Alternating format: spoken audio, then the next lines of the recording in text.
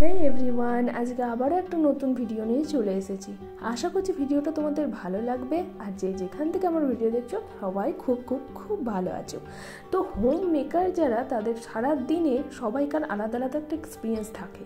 আমি আমার জীবনের এক্সপিরিয়েন্সগুলো তোমাদের সাথে শেয়ার করবো। সাথে থাকবে কিছু টিপস অ্যান্ড ট্রিক্স, আর পুরনো জামা কাপড় কীভাবে তোমরা ইউজ করতে পারো সেটাও তোমাদের সাথে শেয়ার করব। চলো ভিডিওটা শুরু করা যাক। আর প্রথম থেকে শেষ অবধি দেখতে একদমই ভুলো না। বিছানা ছাড়া সাথে বিছানা গুছিয়ে নেওয়া তো খুবই ভালো, কিন্তু সংসারে অন্য কাজ সামলাতে গিয়ে কখনো সেটা হয়ে ওঠে, কখনো সেটা হয়ে ওঠে না। আবার হাজবেন্ডের অফিস, বাচ্চার স্কুল, এইগুলো হয়ে গেলে অনেকটা ফ্রি হয়ে যায় আমরা। হাজব্যান্ড অফিস আর বাচ্চা স্কুল চলে গেলে প্রথম যে কাজটা করি সেটা হলো বিছানাটাকে পুরোপুরিভাবে ক্লিন করে নেওয়া। আর পরিষ্কার থাকলে একটা পজিটিভিটি তো আসেই, আর অনেক সময় মন ভালো না থাকলেও স্ট্রেস লেভেলটা কিন্তু অনেকটাই কমে যায়। যে কাজটা করতে হবে সে কাজটাকে নিয়ে বেশি না ভেবে আগে করে নেওয়াটাই বেটার। এমনও করতে পারো, তোমরা পছন্দের একটা গান চালিয়ে দিতে পারো ফোনেতে, তারপর মনের আনন্দে গান গাইতে গাইতে কাজটা করে ফেলতে পারো। ডেইলি কিন্তু আমি এরকমই করার চেষ্টা করি।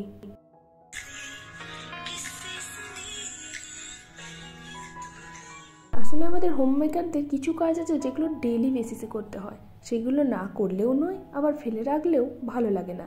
তাই যদি একটু মিউজিক লাগিয়ে দিতে পারি, একমাত্র গানই কিন্তু মনকে বেশি ভালো রাখতে পারে, তোমার একান্ত সময়টাকে আরেকটু আনন্দময় করে দিতে পারে। প্রত্যেকটা ভিডিওর পার্ট কিন্তু আমি অনেক দিন ধরে শ্যুট করেছি, একদিনের কিন্তু করা নয়, যাতে টিপস আর ট্রিক্সগুলো আমি তোমাদের সাথে শেয়ার করে দিতে পারি। অনেক সময় দেখবে আমাদের কিচেন টাওয়ালগুলো অল্প বিস্তর একটু ময়লা হয়েই থাকে, যেটা ক্লিন করার মতো সময় হয়ে উঠছে না। সেক্ষেত্রে তোমরা কি করতে পারো, রাতে কিচেন ক্লিন করে নেওয়ার পর একটু গরম জলে ভিনিগার, খাবার সোডা আর ডিটারজেন্ট পাউডার দিয়ে হ্যান্ড টাওয়ালগুলোকে সারা রাত ভিজিয়ে রাখতে পারো। তাহলে সকালবেলা উঠে কাজটা অনেক তাড়াতাড়ি আর ইজি হয়ে যায়।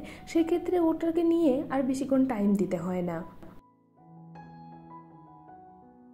এমনিতেও শীতকালে জল নিয়ে বেশি ঘাঁটাঘাঁটি করতে ভালোও লাগে না, তাই যদি ভিজিয়ে রেখে রাতটুকু রেস্ট দেওয়া যায় তাহলে কিন্তু সকালবেলা উঠে কাজটা অনেক ইজি হয়ে যায়।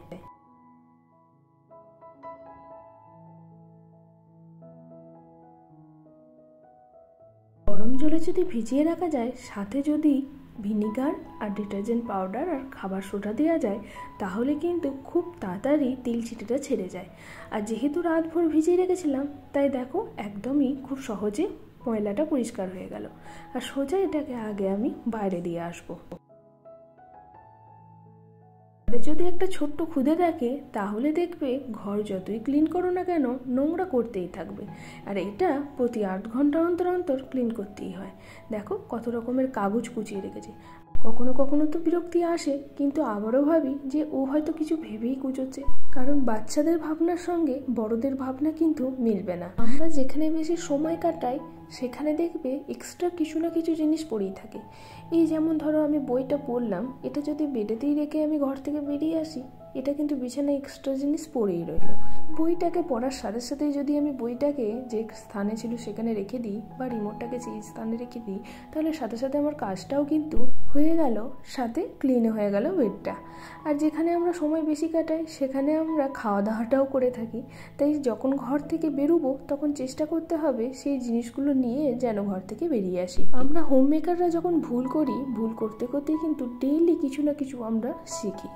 যেমন আমার এই এক্সট্রা সিলিন্ডারটা আমি প্রথমে অনলাইন একটা কভার অর্ডার করেছিলাম, কিন্তু সেটা কিছুতেই ফিট হলো না। জানি না কেন, মাপ কি বড় ছোট কিছু হয়েছিল কিনা জানি না, আমি আর দ্বিতীয়বার অর্ডার করিনি। তো সেটাকে রিটার্ন করে ভাবলাম কিছু তো করতে হবে, যেহেতু ওপেন কিচেন তাই এই সিলিন্ডারটাও কিন্তু দেখা যায়। থাকা কুর্তি বা বাতিল হয়ে যাওয়া কোনো রকম নাইট ড্রেস যদি পরে থাকে, সেগুলোকে নষ্ট না করে প্রথমে সিলিন্ডারটার মাপ দিয়ে তারপর ড্রেসটা উল্টো করে প্রথমে গার্ডার দিয়ে বাকি বাতিল অংশটুকু এঁটে নিতে হবে। তারপর দেখো ঠিক এইভাবে আবার সোজা করে এটাকে ছড়িয়ে দিলেই রেডি হয়ে গেল গ্যাসের সিলিন্ডারের কভার। কিছু জিনিস আছে যেগুলো কিনলেও হয়তো সেট হয় না, কিন্তু বুদ্ধি লাগালে সহজেই সেটা হয়ে যায়। এই বুদ্ধিটা আমি পেয়েছিলাম আমার বড় মাসির কাছ থেকে। আমার একটা সাইড পিলো ছিল যেটা এতটাই ছোট যে কখনো আমি তার মাপের কভার পেতাম না। ঠিক সেমভাবে কিন্তু পিলো কভারটাকে আমি অ্যাডজাস্ট করেছিলাম ওই পিলোতে। তো এই বুদ্ধিটা কিন্তু আমার মাসিমণিই দিয়েছিল।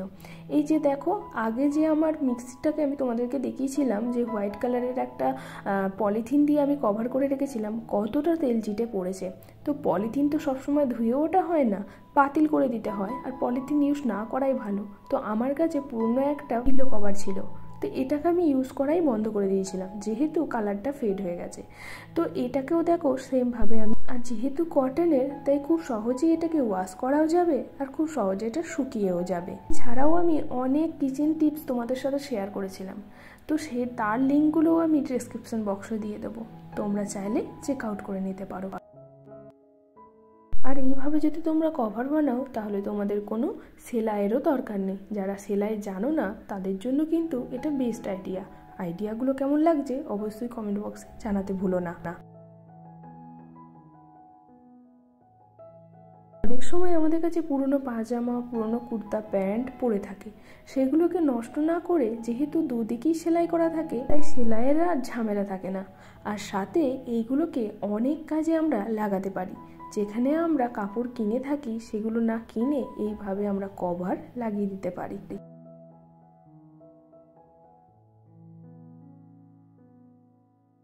রান্নাবান্নার শেষে মাছ মাংসই হোক, পেঁয়াজ রসুনই হোক, বা যে কোনো রিচ রান্নাই হোক, রান্না করার পর ঘরে দেখবে একটা আঁচটে গন্ধ বেরোতেই থাকে।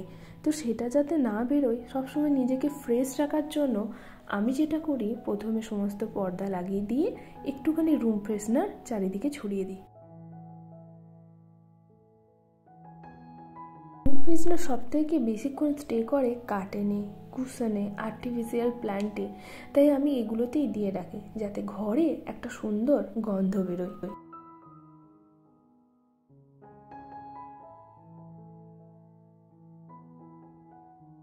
প্রতিদিনকার কাজের মধ্যে আর একটা কাজ হলো প্রত্যেক দিন এই জামা কাপড় ফোল্ড করা। কখনো তো বোর লাগি, তাই চেষ্টা করবে যখন জামা কাপড় ফোল্ড করবে একটা টাইমার সেট করে নিতে, তাতে মাইন্ডটা ডাইভার্ট হয়ে থাকে যে ওই টাইমের মধ্যেই আমাকে জামা কাপড়গুলো ফোল্ড করে নিতে হবে, আর দেখবে ঠিক তার আগেই হয়ে যাবে। আমি এখানে 10 মিনিট মতো টাইম সেট করেছি, আশা করছি তার আগেই করে ফেলবো। যদিও আমার এই ভিডিওর অংশটা ফাস্ট ফরওয়ার্ড করা আছে, কারণ 10 মিনিট ধরে তো তোমাদেরকে দেখাতে পারি না, তাহলে ভিডিওটা অনেক লং হয়ে যাবে, তাই আমি ফাস্ট ফরওয়ার্ড করেই তোমাদের সাথে শেয়ার করছি। তোমাদের সাংসারিক কাজের মধ্যে কোন কাজটা করতে বেশি বোর লাগে সেটা জানিও, চেষ্টা করব সেটার উপর তোমাদেরকে কোনো টিপস দেওয়ার। অবশ্যই কমেন্ট করতে ভুলো না কিন্তু। আমার 6 মিনিট 35 সেকেন্ডের মধ্যে কিন্তু সব কিছু ফোল্ড করা হয়ে গেছে। যখন দেখবে টাইমের আগেই কাজটা হয়ে গেছে তখন মনের মধ্যে ভীষণ আনন্দ হবে, আর যে বোর লাগছিল সেটার কথা তো ভুলেই যাবে। তো আজকের ভিডিওটা যদি তোমাদের ভালো লেগে থাকে তাহলে অবশ্যই একটা লাইক করে দিও, তাহলে আমি মোটিভেট হব আরও সামনের দিকে নতুন নতুন টপিকের উপর ভিডিও বানাতে। আর তোমাদের কেমন ধরনের ভিডিও পছন্দ সেটাও কমেন্ট বক্সে জানাতে একদমই ভুলো না। অনেক কমেন্ট পাচ্ছি আমার পুজো রিলেটেড ভিডিও, তারপর ডেইলি ব্লগ, আসলে নতুন নতুন টপিকের উপর তোমাদের সাথে ভিডিও শেয়ার করতে। তবে হ্যাঁ, মিনি ব্লগ অবশ্যই আমি একটা একটা করে তোমাদের সাথে শেয়ার প্রত্যেক দিন করি, তো অবশ্যই সেগুলো চেক আউট করে নিও। আর অবশ্যই সাবস্ক্রাইব। ওয়েদার হলো বৃষ্টি ভেজে একটা সকাল, কাল থেকে বৃষ্টি পড়ছে। তোমাদের ওখানে ওয়েদার কেমন অবশ্যই ঝটপট কমেন্ট বক্সে লিখে ফেলো। টাটা। এই ভিডিওটা যদি ভালো লেগে থাকে তাহলে ফ্রেন্ডস আর ফ্যামিলির সঙ্গে শেয়ার করতে ভুলো না। ততক্ষণের জন্য তোমরা সুস্থ থেকো, ভালো থেকো। দেখা হচ্ছে একটা নতুন ভিডিওর সাথে।